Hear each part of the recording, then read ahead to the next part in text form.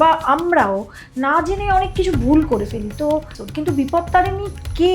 বিপত্তারণ ব্যাপারটাই কিন্তু একটা বিশেষণার্থক বিষয়। বিপত্তারিণী বলতে আদতে কোনো নির্দিষ্ট মেনলি এই বিপত্তারিণীর ব্যাপারটা বা কালচারটা বাঙালির নিজস্ব। এই বিপত্তারিণী এই সময়টাতেই কেন আমাকে রক্ষা করবে? ব্রত কিন্তু সধবা মায়েদের করণীয় নয়। স্বামী এবং স্ত্রী যদি একসঙ্গে কোনো ব্রত উপবাস, এই 5টা দ্রব্য যাতে ডালার মধ্যে থাকে।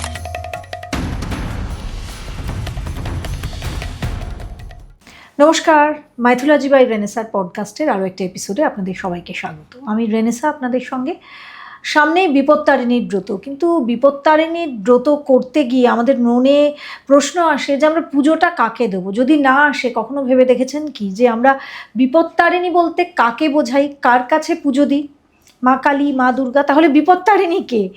এই সহজ প্রশ্নটার বোধহয় আমাদের অনেকের মনেই আসে না। তাই এটা ভাবানোর জন্য, এটা জানানোর জন্য তার সৃষ্টি, ইতিহাস, এগুলো নিয়েই আমরা আলোচনা করব। কিন্তু সঙ্গে আমরা অবশ্যই আপনাদের জানাবো বেশ কিছু রীতিনীতি যেগুলো এই পুজোয় মানতেই হয়, আর তা না হলে পুজোটাও অসম্পূর্ণ থাকে, আর পুজো অসম্পূর্ণ থাকলে ফলও অসম্পূর্ণ থাকে। তাহলে কি করতে হবে বিপত্তারিণীর দিন বা তার আগের দিন, এটা না জেনে কিন্তু এবারের বিপত্তারিণী পুজো একেবারেই করবেন না। সেটা জানাবার জন্য এই মুহূর্তে আমার পডকাস্টে যাকে আমি গেস্ট হিসাবে আমন্ত্রণ জানিয়েছি, যিনি অত্যন্ত পরিচিত এবং তরুণ প্রজন্মের পৌরোহিত্য করছেন, শাস্ত্র বিশেষজ্ঞ দেবোত্তম ঘোষাল। কেমন আছেন দেবোত্তম? খুব ভালো আছি। খুব পপুলার আপনি, আপনাকে এখন খুব দেখছি সোশ্যাল মিডিয়ায়। পপুলার নয়, ওই আর কি, মানুষের ভালোবাসার যতটুকু ব্যাস। একদম। তো আজকে আমরা জানি আপনি যে ধরনের কন্টেন্ট করেন, যে কারণে আপনাকে এখানে নিয়ে আসা, মানুষ বা আমরাও না জেনে অনেক কিছু ভুল করে ফেলি। তো বিপত্তারিণীর ব্রতয়ে এমন কিছু ভুলের কথা যেগুলো মানুষ জানেই না, অজান্তে করে ফেলে, সেগুলোও আজকে আমরা আলোচনা করব। আমার প্রথম প্রশ্ন আপনাকে, বিপত্তারিণী ব্রত, এটা নিয়ে আজকে আমাদের এপিসোড, কিন্তু বিপত্তারিণী কে এটাই আমরা ঠিক বুঝতে পারি না। কারণ আমার মনে পড়ছে যে ছোটোবেলায় বা এখনও রিসেন্ট যখন আমরা বিপত্তারিণীর পুজো দিতে যাই, সেটা কালীবাড়িতে যাই। তাহলে বিপত্তারিণী কে? দেখুন, বিপত্তারিণী বলতে এই বিপত্তারণ ব্যাপারটাই কিন্তু একটা বিশেষণার্থক বিষয়। হ্যাঁ, মানে বিপত্তারিণী বলতে আদতে কোনো নির্দিষ্ট দেবী মূর্তি নাই। যে কোনো দেবীকেই বিপত্তারিণী রূপে, বিশেষত শক্তি দেবীকে, যে কোনো শক্তি দেবীকে বিপত্তারিণী রূপে পূজা করা হয়ে থাকে। যেমন ধরুন কালী বাড়িতে লোকে মূলত যায়, অনেকে দুর্গা বাড়িতে যায়, হ্যাঁ, অনেকে হয়তো অন্যান্য যদি সেখানকার লোকাল কোনো মন্দির রইল সেখানে। বিপত্তারিণী ব্যাপারটাই হচ্ছে বিপদ তারণ করেন যিনি, তিনি বিপত্তারিণী। এবারই বিপত্তারিণী কে ধ্যান হয় কিন্তু জয় দুর্গার ধ্যানে, কালাভ্রাভাম কটাক্ষ ইত্যাদি মন্ত্রে। আবরণে 13 জন আলাদা আলাদা দেবীর নাম পাওয়া যায় বটে, হ্যাঁ, ইত্যাদি নামগুলো আমি পরে বলছি। কিন্তু মূলত বিপত্তারিণী বলতে নির্দিষ্ট কোনো দেবী নেই বা এর দেবী মূর্তি নেই যে হ্যাঁ একটা নির্দিষ্ট দেবী মূর্তি আছে বা তার কোনো নির্দিষ্ট একটা রূপ আছে, এমনটা না। আমরা দেখতে পাই সেটা সাধারণত জয় দুর্গার ধ্যানে যেটা আছে, সিংহের কাঁধে তিনি বসে আছেন, সিংহের পিঠে বসে আছেন, সিংহারোড়া, হ্যাঁ, এবং এছাড়া তার 4টে হাত আছে, করাল বদনা তিনি, কিন্তু কালীর মতো জিভ বার করা নেই, তিনি করাল বদনা, 4টে তার হাত, এক হাতে তিনি শঙ্খ চক্র ধরে আছেন এবং আর 2 হাতে তিনি তরোয়াল এবং ত্রিশূল, তরোয়ালটা ভুলও হতে পারি, যাই হোক কিছু, মানে ত্রিশূলটা সোজা কথা আছে। এরকম 4 হাতে 4টে দেখা আছে। কিন্তু তার মানে যে ওটাই একমাত্র বিপত্তারিণীর মূর্তি এমনটা তো কিন্তু নয়। বিপত্তারিণী যে কোনো দেবী হতে পারেন, যিনি আমার বিপদ তারণ করেন তিনি বিপত্তারিণী রূপে খ্যাত। এবার বলতে পারেন যে বিপদ থেকে রক্ষাকারিণী, বিপদ তার উপর কিপ ত্রিযুক্ত অন, সেক্ষেত্রে স্ত্রিয়াম আপে তারিণী, সেই থেকে বিপত্তারিণী কথাটা এসছে। এটা সম্পূর্ণ একটা অ্যাডজেক্টিভ বা বিশেষণার্থক একটা নাম। বিপত্তারিণী বলে আলাদা কোনো দেবী মূর্তি নাই যে হ্যাঁ বলছেন আপনি, মানে কোনো দেবী নাই? না, দেবী নাই বলতে ইন দ্য সেন্স এটা একটা অ্যাডজেক্টিভ, মানে যিনি আমার বিপদ তারণ করবেন, সমস্ত দেবীরাই আমার বিপদ তারণ করেন। এবার এই যে সময়টাতে বিপত্তারিণী পূজাটা করা হয় সেই সময়টা ম্যাটার, এই সময়টা ম্যাটার করে। এই সময়ের মধ্যে বিশেষ কারণে যে পূজাটা করা হচ্ছে বিপদ তারণের জন্য। আমরা সারা বছর ধরে যে পূজা অর্চনাগুলো করি তাহলে কি সেগুলো বিপদ তারণের জন্য নয়? বিভিন্ন কামনায় তো পূজা হয়, দুরকম পূজা হয়, সকাম নিষ্কাম। তার নিষ্কাম পূজা তো ছেড়ে দিন দেবতার প্রীতির জন্য, কিন্তু সকাম পূজায় তো প্রভু কামনা থাকতে পারে। তার মধ্যে একটা কামনা হচ্ছে বিপদ তারণও বটে। কিন্তু এই সময়ে যে কাজটা করা হচ্ছে মানে সেই অনুযায়ী দেখতে গেলে প্রত্যেকটা দেবী বা যে কোনো পূজাই বিপদ তারণের কামনায় করা হচ্ছে, যে কোনো বিপদ হতে পারে। তো এই নির্দিষ্ট সময় যে শুক্ল দ্বিতীয়া মানে আষাঢ় মাসের শুক্ল দ্বিতীয়া থেকে শুরু করে শুক্ল যে নবমী বা দশমী যে রথযাত্রার মাঝখানের সময়টা আর কি, সোজা কথা, এই সময়টাতে মূলত বিপত্তারিণী ব্রতটা করা হয়ে থাকে। হ্যাঁ, এবার আপনি বলতে পারেন যে এই সময়টার পূজাটাকেই কেন বিপত্তারিণী? তো মূলত আমার এক আচার্যের মুখ থেকে শোনা, সত্যতা মিথ্যতা আমি জানি না, তবে আমার এক আচার্যের মুখ থেকে শোনা যে মেনলি এই বিপত্তারিণীর ব্যাপারটা বা কালচারটা বাঙালির নিজস্ব নয়, বাঙালির না, মানে এরকম শোনা আমার কথা। এবার সত্যতা মিথ্যতা আমি জানি না, তবে আমারও যেটা মনে হয় যে এই বিপত্তারিণী এই সময়টাতেই কেন হয়। আমার আচার্যের সেই লজিকটা ভালো লেগেছিল যে দেখবেন রথযাত্রার সময়তে জগন্নাথ মন্দির থেকে বেরোন, পুরী মন্দির থেকে বেরোনোর পরে তিনি রথে উঠে তিনি গুন্ডিচা যান। অনেকে মাসির বাড়ি বলে, মাসির বাড়ি তো নয়, মায়ের বাড়ি, যে সেই সব দিকে যাচ্ছি না। তবে এই যে মানে মন্দিরটা হচ্ছে দেহস্বরূপ, পুরীর জগন্নাথ মন্দির দেহস্বরূপ, এবং এই আমাদের যে জগন্নাথ তিনি হচ্ছেন দারুব্রহ্ম, সেই দেহের আত্মা স্বরূপ। এবার যখন দেহ থেকে আত্মা বেরিয়ে যান এবং আত্মা অন্য জায়গায়, দেহ তথা তার যে পারিপার্শ্বিক রক্ষাকর্তাই নেই, যিনি আমার রক্ষাকর্তা তিনি রক্ষাকর্তা অন্যত্র চলে গেছেন। তো তাহলে আমাকে রক্ষা করবে কে? আর সেই রক্ষা বা সেই বিপদ থেকে যিনি রক্ষা কে করে? বিপদ হলে তবেই রক্ষা করবে, রক্ষা করার লোকটাই নেই, তাহলে বিপদ আসন্ন। সেই বিপদ থেকে বাঁচার জন্য বিপদ তারিণী এই লজিকটা খাড়া করা। মানে আপনি বলছেন যে যখন প্রভু জগন্নাথ থাকেন না, যিনি এই গোটা বিশ্বের প্রোটেক্টর, সেই প্রোটেক্টর যখন থাকেন না, যে এমটি স্পেস বা ব্ল্যাঙ্ক স্পেসটা তৈরি হয় সেই জায়গাটাই পূরণ করতে এই সময় আসেন মা বিপত্তারিণী খানিকটা। এবার যে সুভদ্রা দেবী আছেন এই সময় সুভদ্রা দেবীকে কিন্তু বিপত্তারিণী রূপে পূজা করা হয়। এছাড়াও পুরী মন্দিরের ভিতরে যে বিমলা মন্দির আছে, তো সেই বিমলা দেবীকেও বিপত্তারিণী রূপে পূজা করা হয়। তো এবার শুধুমাত্র যে যদি বিমলা দেবীকেও যদি বিপত্তারিণী রূপে পূজা করা হয়, সুভদ্রা দেবীকেও যদি বিপত্তারিণী রূপে পূজা করা হয়, তাহলে এনার আদতে রূপটা কি? তাই তো, রূপ তো নাই। কেউ কালী মন্দিরে যাচ্ছেন, কেউ দুর্গা মন্দিরে যাচ্ছেন, কেউ শীতলা মন্দিরে যাচ্ছে তো। তাহলে সেই রূপটাকেই আমরা আমার কাছের যে দেবীটি আছেন, যে দেবী আছেন আমার কাছাকাছি, যিনি শক্তি স্বরূপা, কারণ যে কোনো দেবী শক্তি স্বরূপা, প্রকৃতি আর পুরুষ এই তো, তা প্রকৃতি রূপা মানে শক্তি রূপা। তো তাহলে তার কাছে গিয়ে আমার বিপদ নাশের কামনা করা, এটাই বিপত্তারিণী।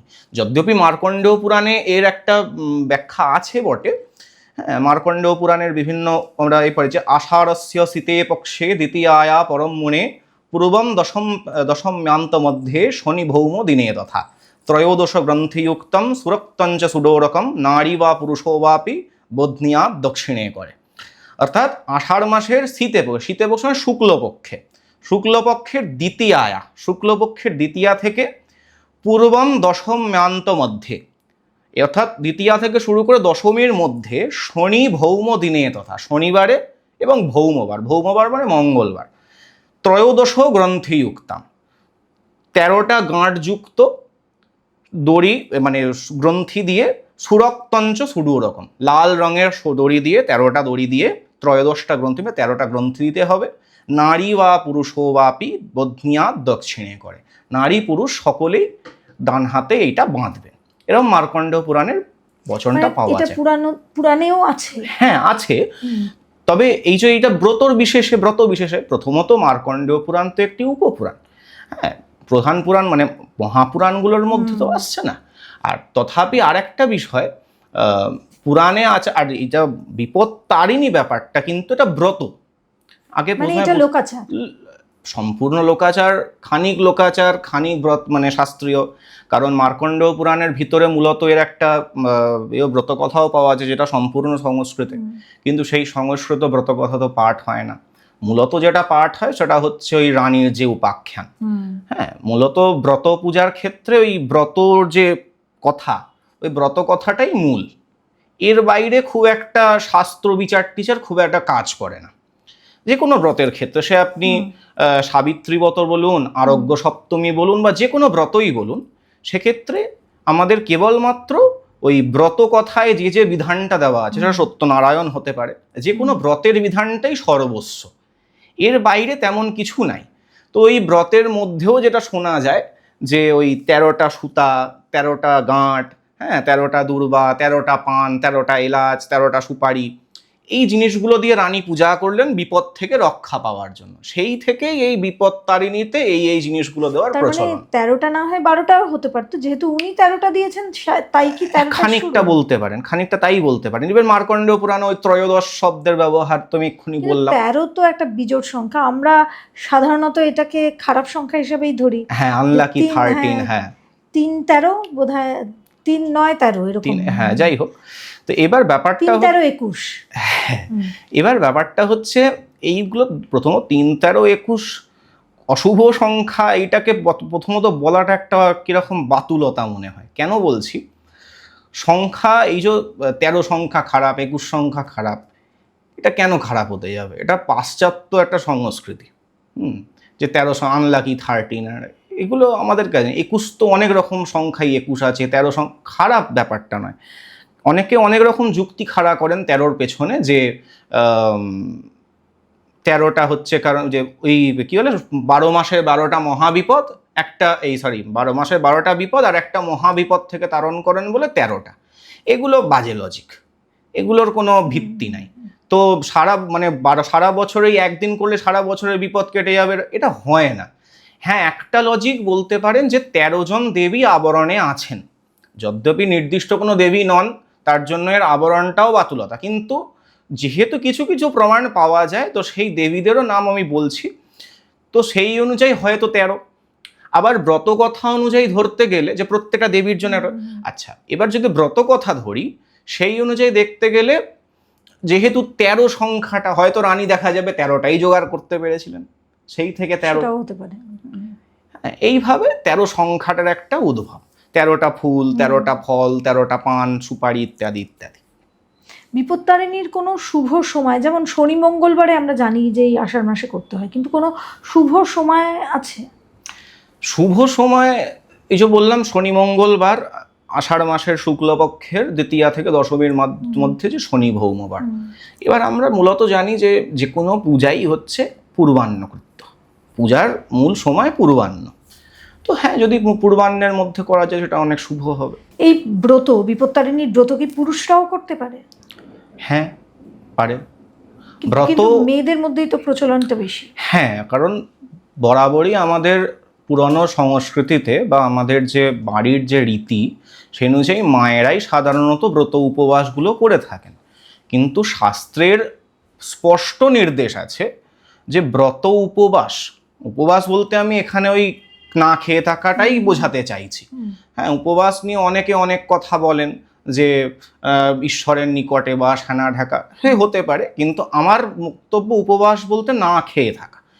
এই যে না খেয়ে উপবাস করা, হ্যাঁ, বা ব্রত আচরণ করা, সেটা যে কোনো ব্রত হতে পারে, সেই ব্রত কিন্তু সধবা মায়েদের করণীয় নয়।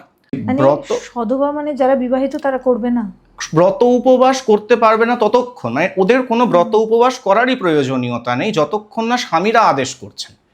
প্রথমত আমাদের আমি অত্রিস্মৃতি, অত্রি সংহিতা, বিষ্ণু সংহিতা, এছাড়াও সদাচার ব্যবস্থা বলে একটি গ্রন্থের মধ্যে ভৃগু ভারতীয় কর্মবিপাক বা ভৃগু কর্মবিপাক নামের এক গ্রন্থ প্রমাণ ইত্যাদি, এছাড়াও ব্রহ্মবৈবর্ত পুরাণ, বৃহদ্ধর্ম পুরাণ ইত্যাদি প্রচুর পুরাণ থেকে, স্মৃতি থেকে আমি প্রমাণ জোগাড় করেছি, যেখানে যে কোনো ব্রত উপবাস, ইন দ্য সেন্স যে কোনো, সেটা একাদশী হোক, সেটা সত্যনারায়ণ ব্রত হোক, সেটা আরোগ্য সপ্তমী হোক, সাবিত্রী হোক, যাই হোক, ঘট চতুর্থী হোক, যাই হোক, সেই সমস্ত ব্রত সধবা মায়েদের করার প্রয়োজনীয়তা নেই। যদি কেউ করতে ইচ্ছা করেন তাহলে অবশ্যই স্বামীর অনুমতি নিতে হবে। এটা একমাত্র সধবাদের ক্ষেত্রেই নিয়ম, বিধবা বা আমাদের অবিবাহিতদের জন্য কোনো নিয়ম নাই। তারা করতে পারে, তারা করতে পারে। এবং বিধবা এবং অবিবাহিত অবস্থায় থাকা মানে ব্রহ্মচারী অবস্থায় থাকা, তাই না? এবার একাদশী আদি বলুন বা যে কোনো ব্রত বলুন, এগুলো মূলত ব্রহ্মচারী যারা ব্রহ্মচর্য অবস্থায় বসবাস করছে তারা থাকে করবে। তো সেই অনুযায়ী দেখতে গেলে বিধবাদের করতে কোনো সমস্যা নেই। যদ্যপি বিধবা হচ্ছে বৈধব্য, মানে এই যে বিপত্তারিণী ব্রতটা বৈধব্য থেকে মানে বৈধব্য থেকে বাঁচার জন্যও করা হয়, হ্যাঁ, যার জন্য সংকল্পের ভিতরে বৈধব্য যোগ নাশজনিত এই শব্দেরও প্রয়োগ করা হয়ে থাকে সংকল্পের ভিতরে। তো যাই হোক, আমার কাছে একটাই কথা, ব্রত উপবাস ছেলেরাও করতে পারে এবং ছেলেদেরই করা উচিত। অ্যাকচুয়ালি যে কোনো ব্রত উপবাস মূলত যারা ব্রহ্মচারী আছে তারা তো করবে, এছাড়াও নর্মাল যারা আছেন, বিবাহিত পুরুষ যারা আছেন তারাও করবেন।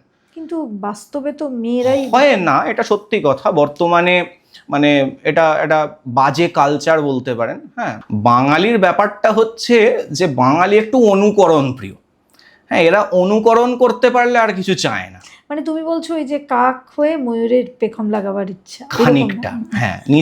আমি নিজে ময়ূর, আমার একটা বিরাট কিছু আছে, বা আমার নিজের যে ঐতিহ্য আছে বা ঐশ্বর্য আছে সেটাতেই আমি স্বয়ং সম্পূর্ণ, কিন্তু আমি সেটাকে ভুলে গিয়ে অন্যের জিনিসটাকে ভালো লাগছে দেখছি, ওইখানে বেশ চকচকে লাগছে বিষয়টা, তুলে নিয়ে চলে এলাম। বাঙালির হয়ে গেছে এইটা। তো বর্তমানে আমাদের একটা দুর্ভাগ্য যে বাঙালি পুরুষরা বা আমাদের যারা হিন্দু বাঙালি আছেন তাদের মধ্যে বেশিরভাগেরই এই ধরনের একটা মেন্টালিটি চলে এসছে, আমরা ঈশ্বর মানি না, ও বাড়ির বউ করছে করুক, যা খুশি করুক, কিন্তু এটা কিন্তু শাস্ত্র বিরুদ্ধ কর্ম। এটা একটা স্ট্যাটাস বা ক্লাস। হ্যাঁ, খানিকটা।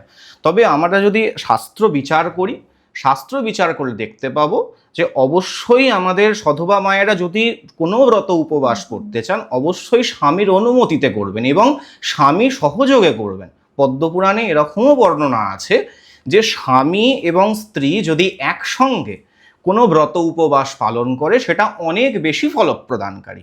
সেটা একাদশীর ক্ষেত্রেও সমান। হ্যাঁ, মূলত পদ্মপুরাণের যে এই যে বচনগুলো এটা একাদশীর জন্য বলা হয়েছে, কিন্তু সেটা ব্রত উপবাস সম্পর্কেই বুঝতে হবে। ব্রত উপবাস যে কোনো পুরুষ স্ত্রী দুজনে মিলে করবে। আমার এর পরের প্রশ্ন যে বিপত্তারিণী একটা লোকাচার বা একটা ব্রত, কিন্তু তার তো কিছু নিয়ম আছে। সেটা মা কালী হতে পারে, শক্তির যে কোনো রূপ হতে পারে যেখানে আমরা যাই, যাকে আমরা বিপত্তারিণী বলি, কিন্তু শনি মঙ্গলবারে হয় এবং এই সময়টা আষাঢ় মাসে হয়, যার ফলে একটা 13টা ফল দেওয়ার ব্যাপার থাকে। তো এই 13 ফল, সেক্ষেত্রে কি কোনো বাছবিচার আছে যে আমাকে এই ফলগুলোই দিতে হবে, কিংবা আমি আমার ডালা সাজাবো কি করে? নির্দিষ্ট কিছু নেই যে নির্দিষ্ট এই ফুলটাই চাই বা নির্দিষ্ট ওই ফলটাই চাই, 13টা দিতে হবে। হ্যাঁ, এবার যেরকম আমার কাছে অ্যাভেলেবেল হবে, 13টা ফুল, 13টা ফল, 13টা পান, 13টা এলাচ, 13টা সুপারি, 13টা দূর্বা। ইভেন যারা ব্রতী থাকে, মায়েরা যে ব্রতী হন, সেই ব্রতীরাও 13টা লুচি খাবেন, 13টা সুজির টুকরো বানাবেন, এরকমও নিয়ম দেখা যায়। 13টা লুচি, 13টা সুজি, তারা ওটাই প্রসাদ হিসাবে গ্রহণ করেন, ভোগ লাগান। 13টা লুচির ভোগ লাগান, 13টা এরকম কেটে কেটে 13টা সুজির ভোগ লাগান। তো এইটা হচ্ছে কিছুটা নিয়ম। ডালা সাজানো যদি মনে করেন যে এই যে দ্রব্যগুলো বললাম এইগুলোই ডালা। আর একটা কি করতে হবে, সুতা তৈরি করতে হয়। যারা ধরুন বাড়িতে পূজা করছে সে তো ঠাকুর মশাই তৈরি করে দিচ্ছে, যারা ধরুন বাড়িতে পূজা করছেন না তারা একটা করতে পারেন যে মন্দিরে যেখানে যাচ্ছেন আপনারা নিজেরা বানিয়ে নিতে পারেন।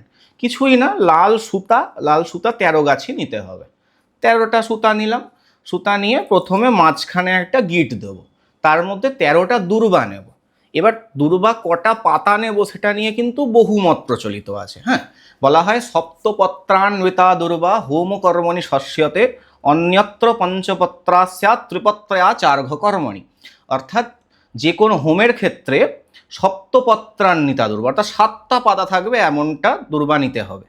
যখন অর্ঘ্য তৈরি করব তখন সেক্ষেত্রে 3 পাতাযুক্ত দূর্বা নিতে হবে এবং অন্যান্য সমস্ত ক্ষেত্রে পূজা অর্চনা সব ক্ষেত্রে 5 পাতাযুক্ত দূর্বা দিতে হবে। মানে ধরো আমি যদি গণেশের কাছে অর্পণ করি দূর্বা, তাহলে সেখানে 5 পাতা থাকতে হবে। আর অর্ঘ্য যদি হয় সেটা 3 পাতার হতে হবে, যেটা অর্ঘ্য বানায়। মানে অনেক রকম অর্ঘ্য হয়, বিশেষ অর্ঘ্য হয়, দানার্ঘ্য হয়, সামান্য অর্ঘ্য হয়, যে কোনো অর্ঘ্য। এবার উপাচারের অর্ঘ্য আছে, দানার্ঘ্য যেটাকে বলা হয়। তো সেখানে 3টে পাতা দেওয়া যেতে পারে। অন্যত্র যে কোনো পূজা অর্চনার ক্ষেত্রে, সূর্যার্ঘের ক্ষেত্রেও 3টে, যে মানে অর্ঘ্য যেখানেই আছে সেখানে 3টে পাতাযুক্ত দূর্বা। আর যেখানে অন্য পুজোর ক্ষেত্রে যা যা ব্যবহার হবে সেখানে পঞ্চপত্রান্বিত। এটা হচ্ছে ব্যাপার। এবার যেহেতু আমরা বিপত্তারিণী পূজা করতে গেলে তো আর আলাদা করে অর্ঘ্য তৈরি করছি না, ওই ডোরটাই রাখা হচ্ছে, ওইটাই খানিকটা অর্ঘ্যের মতো। যদি ওটাকে সম্পূর্ণ অর্ঘ্য বলা যায় না, কিন্তু তথাপি অর্ঘ্যের তো কিছুই দিচ্ছি না, হয়তো পঞ্চোপচার দিচ্ছি। উপাচার আছে না পূজার মধ্যে বিভিন্ন, পঞ্চোপচার, দশোপচার, ষোড়শোপচার। তো মূলত যারা ডালা তৈরি করছেন 5টা দ্রব্য মিনিমাম তাদের নিতে হবে। কি কি নিতে হবে? চন্দন, গন্ধ, তার সঙ্গে নিতে হবে পুষ্প, একটাও হতে পারে বা বহু হতে পারে। ধূপ, ধূপ বলতে কিন্তু আমি মাখা ধূপের কথাই বলছি, যদি ঘরে তৈরি ষড়ঙ্গ, দশাঙ্গ, ষোড়শাঙ্গ বিভিন্ন রকম ধূপ হয়। এখন বাজারে যে কাঠি ধূপ কিনতে পাওয়া যায় সেগুলো বাঁশ কাঠি। বাঁশ কাঠির ধূপটা অনেক আচার্যের মতে পোড়ানো উচিত নয়। তো হ্যাঁ, মানে ওতে নাকি পিতৃদোষ লাগে, হেনাটাকে এইসব বেশ কিছু বৈষ্ণব আচার্যরা বলেন। ধুনো ধূপ পাওয়া যায়, হ্যাঁ, সেটা ইউজ করতে পারেন, মানে কাঠি ধূপটা অ্যাভয়েড করাটাই ভালো। ও আচ্ছা। এই বাঁশ কাঠির যে ধূপগুলো পাওয়া যায়, কাঠি ছাড়া, ভীষণ সুগন্ধ। হ্যাঁ ওইগুলো। অথবা সব থেকে বেস্ট হচ্ছে ঘরেতে ষড়ঙ্গ ধূপ তৈরি করে নেওয়া।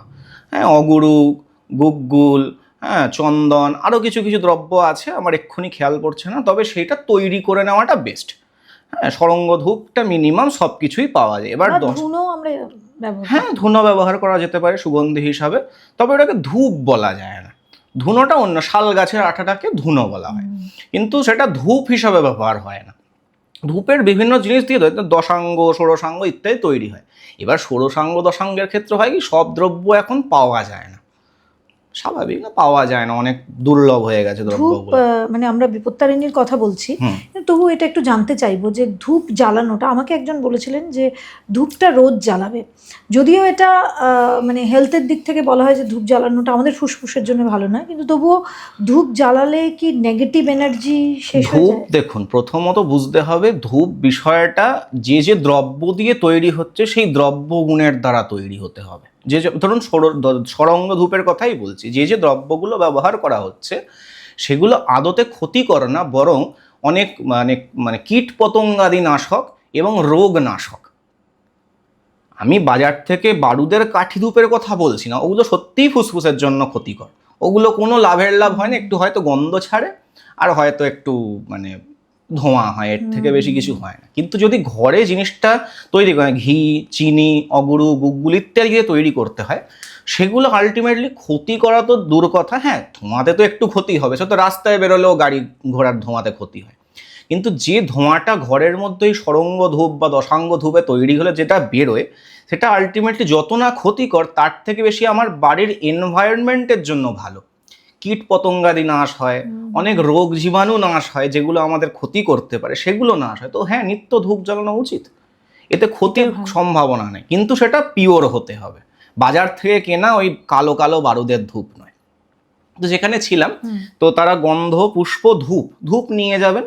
আচ্ছা, তার সঙ্গে দীপ, প্রদীপ, একটা মোমবাতি তো এখন বেশি চলছে, কিন্তু পারলে একটা মাটির প্রদীপ, যদি মাটির প্রদীপ না পারেন অন্তত আটা দিয়ে তৈরি করা সহস্ত গঠিত প্রদীপ, আটা মেখে সেটাকে প্রদীপের মতো করে তার মধ্যে ঘি দিয়ে, সলতে দিয়ে বা একটা থুপি দিয়ে প্রদীপ, এবং নৈবেদ্য, গন্ধ, পুষ্প, ধূপ, দীপ, নৈবেদ্য, এটা হচ্ছে পঞ্চোপচার। এই 5টা দ্রব্য যাতে ডালার মধ্যে থাকে সেটা এনশিওর করুন।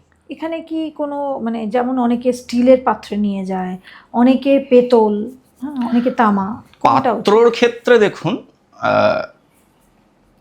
শুদ্ধ পাত্র নেওয়াটাই উচিত। হ্যাঁ, তবে স্টিলের পাত্র রাখলেও তো শুদ্ধ নয়।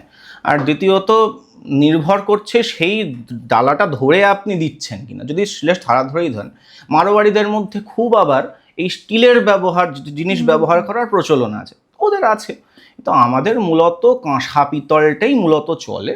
হ্যাঁ, তা বলে যে স্টিলেরটা নিয়ে যেতে পারবেন না এমন নয়, হয়তো নাবিয়ে দিলেন ওখান থেকে, যে এটা করে নিয়ে গেলাম, নিয়ে নাবিয়ে দিলাম, ঠাকুরমশাইকে ঠাকুরমশাই একটা একটা করে ঠেকিয়ে দিয়ে দিলেন, সেটাতে কোনো সমস্যা নেই।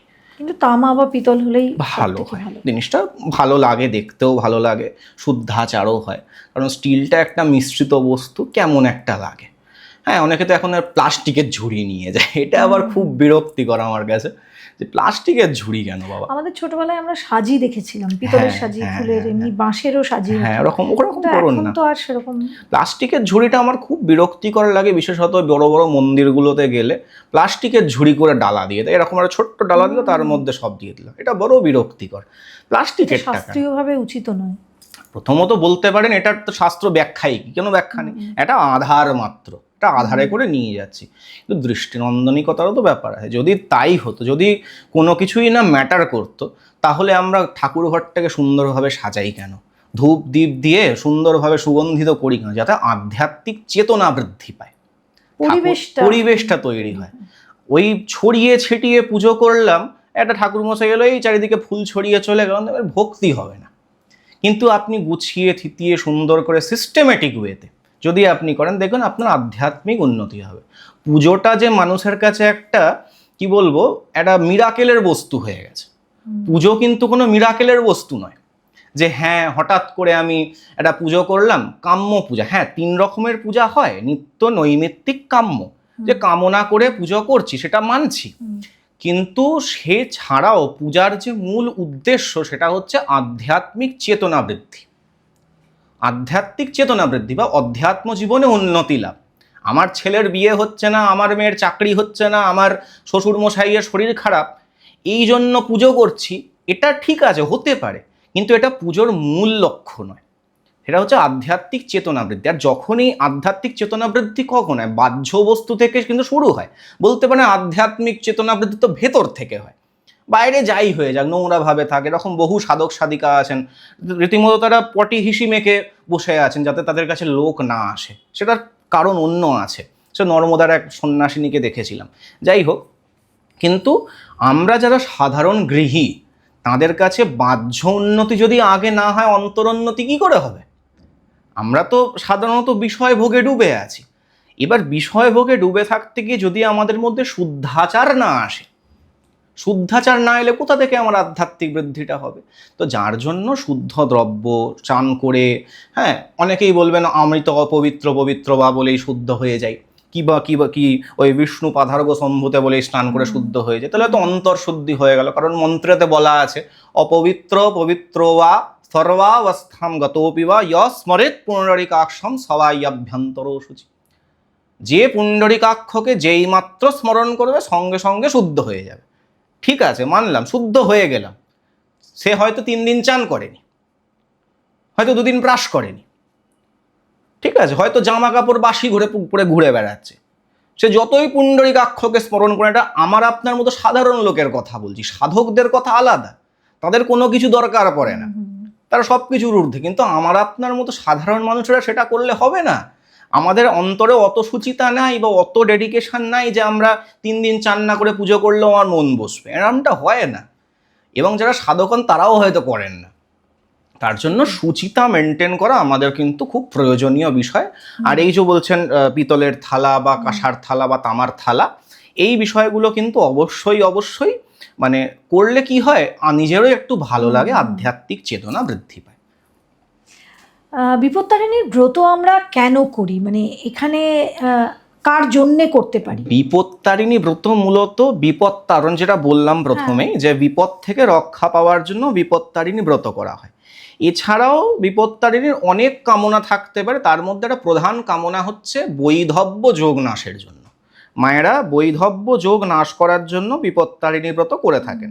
সংকল্প তো বহু রকমের হয়, তো সেই সংকল্প বহু রকমের মধ্যে একটা বলা হয়ে থাকে সর্বাপদ শান্তিপূর্বক, মানে সর্ব আপদ থেকে শান্তির জন্য, মানে সর্ববিপদ নাশের জন্য।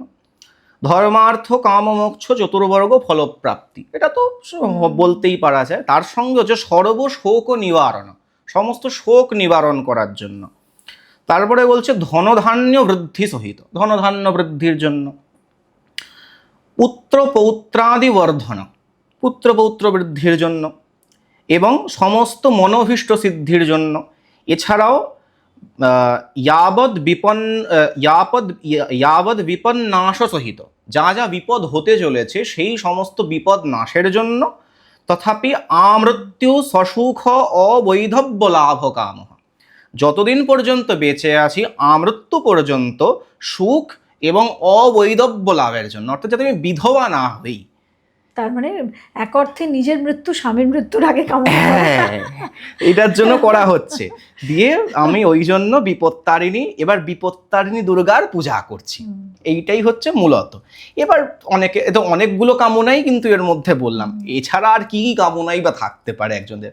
হ্যাঁ, এবার বলতে পারেন গ্রহদোষ, গ্রহদোষ টহদোষের মতো এই ব্রত নয়, মূলত বিপদ থেকে বাঁচার জন্য ব্রত। তো যেখানে বিপদ থেকে বাঁচার জন্য ব্রত, সেখানে মূল কামনাটাই হচ্ছে বিপদ নাশের জন্য। এবার বৈধব্য নাশটাও, বৈধব্যও একটা মহিলাদের কাছে বিপদ স্বরূপই বটে, তো সেটাও একটা কারণ হতে পারে। একদম, এটা একটা সময়েও বোধহয় এর প্রচলন বাড়তে পারে, এটা আমার এখন মনে হয়। একদম একদম। যে সময়টায় সেই মেয়েদের ছোটবেলায় বিয়ে দিয়ে দেওয়া হচ্ছে, মেয়েদের সতীদাহ প্রথা হচ্ছে, বা তারও আগে বলতে পারি যে বহির্শক্তি বা বিভিন্ন ধর্মের মানুষরা মেয়েদের তুলে নিয়ে চলে যাচ্ছে, তো এই সময় মেয়েদের একটা প্রোটেকশনের দরকার ছিল, এবং তখন বোধহয় এই মেয়েদের মধ্যে প্রচলনের এতটা বেশি কি সেই কারণেও হতে পারে? হতে পারে, ওটা ওরকমভাবে তো বলা যায় না, ওয়ান অফ দ্য রিজন হতেই পারে। কারণ দেখুন, যুগে যুগে বিভিন্ন ব্রত বিভিন্ন কারণে এসেছে। অনেক লৌকিক ব্রত এসছে, যেগুলো শাস্ত্রোক্ত ব্রত আছে সেগুলো তো আছেই, এছাড়া অনেক লৌকিক ব্রতও তো আছে। হ্যাঁ, সত্যনারায়ণ, প্রথমত সত্যপীর ব্রত, এটা তো যদ্যপি শাস্ত্রোক্ত, স্কন্দ পুরাণোক্ত, কিন্তু এর মধ্যে যে মানে প্রক্ষিপ্ত যেগুলো হয়েছে বা যেগুলো ইনটেক করেছে, সেগুলো তো সামাজিকতার তরফ থেকে। সত্যনারায়ণ সত্যপীর হয়ে গেছে মুসলমানদের আধিপত্যের জন্য, যাই হোক। তো বিভিন্ন সময়ে বিভিন্ন ব্রতের জিনিস ঢুকেছে, মানে লৌকিক ব্রত ঢুকেছে। তো হ্যাঁ, ওয়ান অফ দ্য রিজনস এটা হতেই পারে, অসম্ভব কিছু নয়। একদম। আমার শেষ প্রশ্ন আজকের পডকাস্টে, যে এমন একটা জিনিস যেটা এই বিপত্তারিণীতে মায়ের কাছে অর্পণ করা উচিত, এবং এমন একটা ভুল যেটা করা উচিত নয়। প্রথমত হচ্ছে, ব্রত করতে গেলে পূর্বদিন থেকে কিছু নিয়ম পালন করতে হয়। যেমন সেটা যে কোনো ব্রতের ক্ষেত্রে, শুধুমাত্র বিপত্তারিণী বলেই নয়, বিপত্তারিণীও ব্রত, সেটাও করতে হবে। পূর্বদিন সংযমী থাকতে হয়। পূর্ব দিবস সংযমী মানে হচ্ছে কিছু না খেয়ে থাকা। প্রথম সংযম হচ্ছে না খেয়ে থাকা, উপবাস। দ্বিতীয় দিনও উপবাস। যদি না খেয়ে থাকা সম্ভব না হয়, তাহলে হবিষ্যান্ন গ্রহণ। হবিষ্যান্ন মানে গলা ভাত, সেদ্ধ ভাত যেটাকে বলে থাকি, গোবিন্দভোগ চাল দিয়ে ঘি দিয়ে, নর্মাল সৈন্ধব লবণ দিয়ে একটু ঘি দিয়ে, ব্যাস এইটুকু। একবেলাই ভোজন করা, দুবেলা ভোজন নয়, একবেলাই মাত্র ভোজন করবে। ফলাহার করা যেতে পারে। যিনারা পারবেন না, যাদের শরীর খারাপ, ওষুধ খেতে হয়, তারা অবশ্যই ওষুধ খান, খাবার খান, কিন্তু সংযমী চিত্তে খান। আমিষ আহার করবেন না আগের দিনকে, যে আগের দিন গুছিয়ে মাংস খেলাম কিন্তু পরের দিনকে গিয়ে মায়ের কাছে হাত জোর করছি, এটা করবেন না। সংযমী থাকতে হয়। পারলে আগের 3 দিন সংযমী হন। যদি 3 দিন সংযমী না হতে পারেন, আগের দিন অন্তত সংযমী হন। আর সংযম যে শুধুমাত্র খাওয়া দাওয়ার দিক থেকে তা নয়, এটা জীবনের ক্ষেত্রেও প্রযোজ্য। যেমন মানে কুকথা থেকে সংযমী হন, মানে বাক সংযম করুন, বাক সংযম। ইন্দ্রিয় সংযম করুন। হ্যাঁ, ইন্দ্রিয় সংযম ইন দ্য সেন্স, কি বলবো, বাজে কথা না বলা, বাজে কথা না শোনা, ঈশ্বর চিন্তা করা।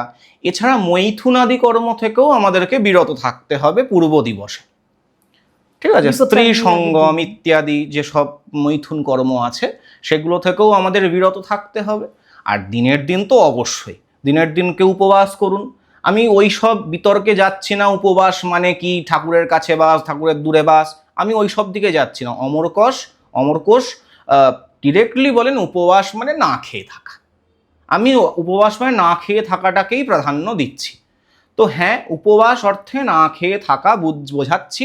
তো দিনের দিন আপনারা না খেয়ে থাকবেন, পূজা দেবেন, পূজা দেওয়ার পরে ব্রত হয়ে গেলে ব্রত কথা পাঠ করবেন বা শ্রবণ করবেন, যেটাই করবেন, করার পরে আপনারা যেরকম ব্রতভঙ্গ করেন সেরকম ব্রতভঙ্গ করবেন। একাদশীর ক্ষেত্রে যেমন আমরা একাদশী করে পরের দিন দ্বাদশীতে পালন করি, ঠিক সেই রকমই বিপত্তারিণীর ক্ষেত্রেও তো রকম পারণ টারণ নেই যে পূজা দেওয়া হয়ে গেলে সেটাকে নিয়ে আমরা ব্রত কথা পাঠ হলে প্রসাদ গ্রহণ করবেন।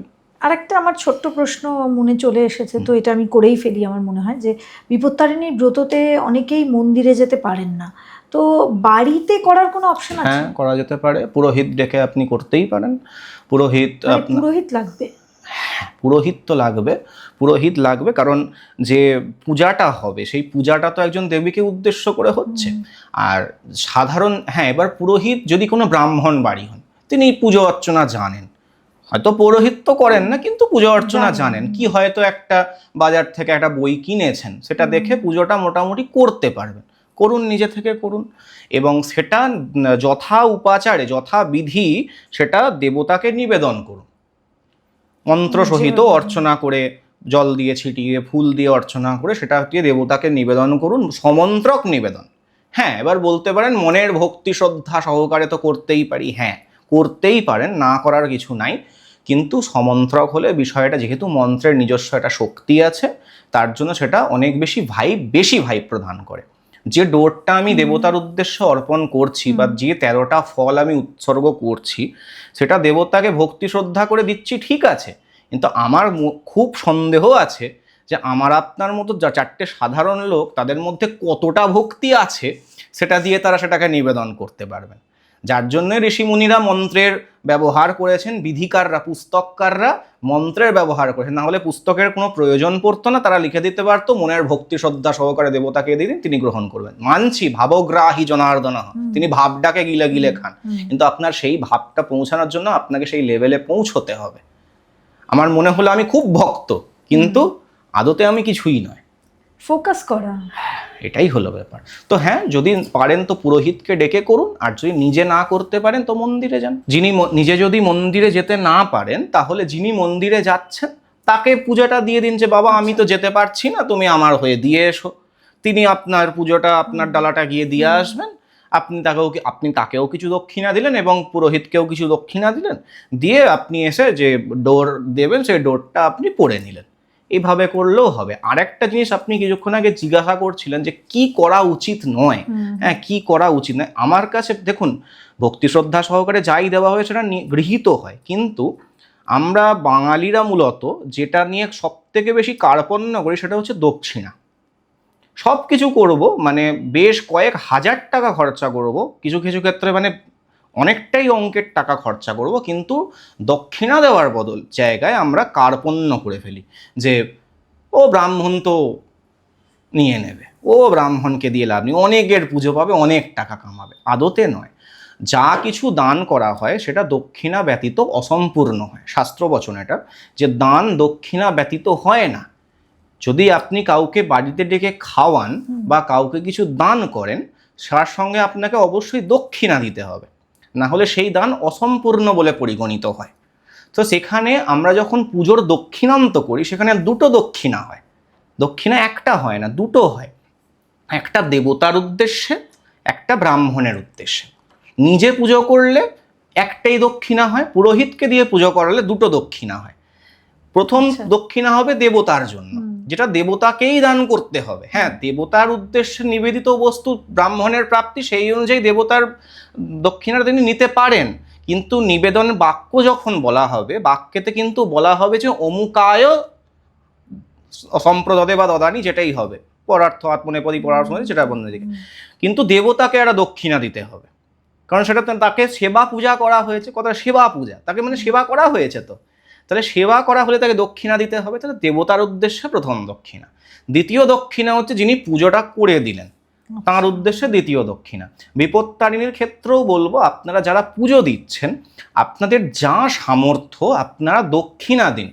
আপনার যথেষ্ট সামর্থ্য, আপনার একটা ভালো চাকরি করেন, কি হয়তো একটা ভালো ব্যবসা আছে, আপনি সব কিছু একটা মানে সেরা 13টা ফল কিনলেন, সেরা 13টা ফুল কিনলেন, কিন্তু ব্রাহ্মণের বেলায় 11 টাকা দিলেন কি 21 টাকা দিলেন, এটা কিন্তু যথোচিত নয়। কার্পণ্য হলে কিন্তু সেই পূজার ফল প্রশমিত হয়ে যায়। পুজোর শাড়ি একটা 3 হাত শাড়ি, 4 হাত শাড়ি, যেটা হয়তো আমার গামছার সাইজেও হবে না, তাহলে এটা কিন্তু ঠিক নয়। আত্মবৎ পূজা, অর্থাৎ আমি যেটা ব্যবহার করতে পারি বা আমার যেটা মনোপ্রসূ হয়, আমি আজ একটা বেনারসি পরতে ভালোবাসি, আমি দেবতাকে বেনারসি প্রদান করব।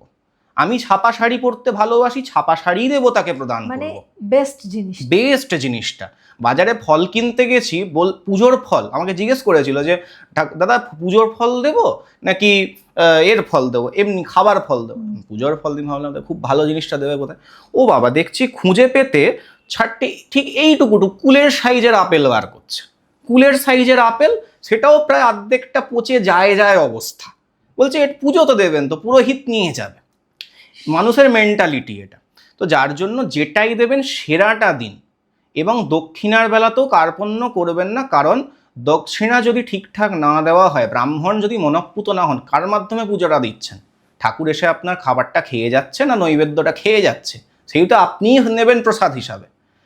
তাহলে যিনি ফ্যাক্টর, যার মাধ্যমে আপনি দিচ্ছেন, যিনি হচ্ছেন উপোস করে, যিনি না খেয়ে থেকে এই সকাল থেকে গলা ফাটিয়ে চিৎকার করে মন্ত্র বলছেন, ফুল মালা জল ইত্যাদিতে তার জর্জরিত অবস্থা, তাকে যদি সঠিক দক্ষিণা প্রদান করে তাকে যদি সন্তুষ্ট না করতে পারেন, ব্রাহ্মণকে চলন্ত দেবতা বলা হয়, এই ভূমণ্ডলের চলন্ত দেবতা বলা হয় ব্রাহ্মণকে। তা সেই ব্রাহ্মণকে যদি আপনি ঠিকঠাক দক্ষিণা প্রদান করেন এবং ব্রাহ্মণ যদি সন্তুষ্ট হন, তাহলে ঈশ্বরও তুষ্ট হবেন। আজকের পডকাস্ট এখানেই শেষ করছি। আশা করছি এই পডকাস্টটা অত্যন্ত গুরুত্বপূর্ণ একটা পডকাস্ট হয়ে, একটা দলিল হয়ে থেকে যাবে। কারণ বিপত্তারিণী পুজো তো আর এবারেই নয়, প্রত্যেকবারেই আসবে।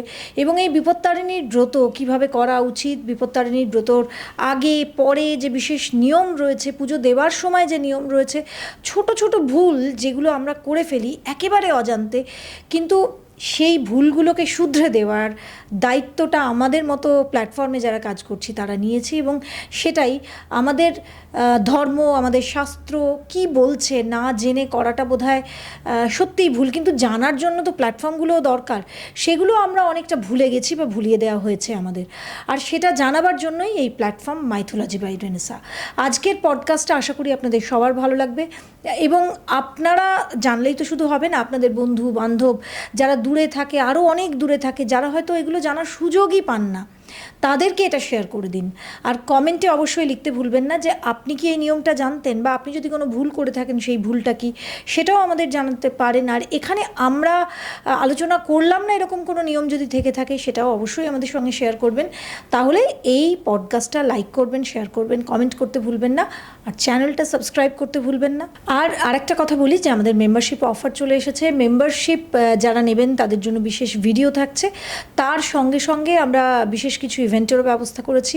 তো সেগুলো সম্পর্কে জানার জন্য আপনারা একটা লিঙ্ক দেব, সেই লিঙ্কটা আমি কমেন্টে পিন করে দিচ্ছি। এই লিঙ্কে ঢুকে কিন্তু আপনারা এই গ্রুপে অন্তর্ভুক্ত হতে পারেন এবং এর মাধ্যমে আপনারা অনেক কিছু জানতে পারবেন। যাই হোক, আবার দেখা হবে নতুন একটা পডকাস্টে। নমস্কার।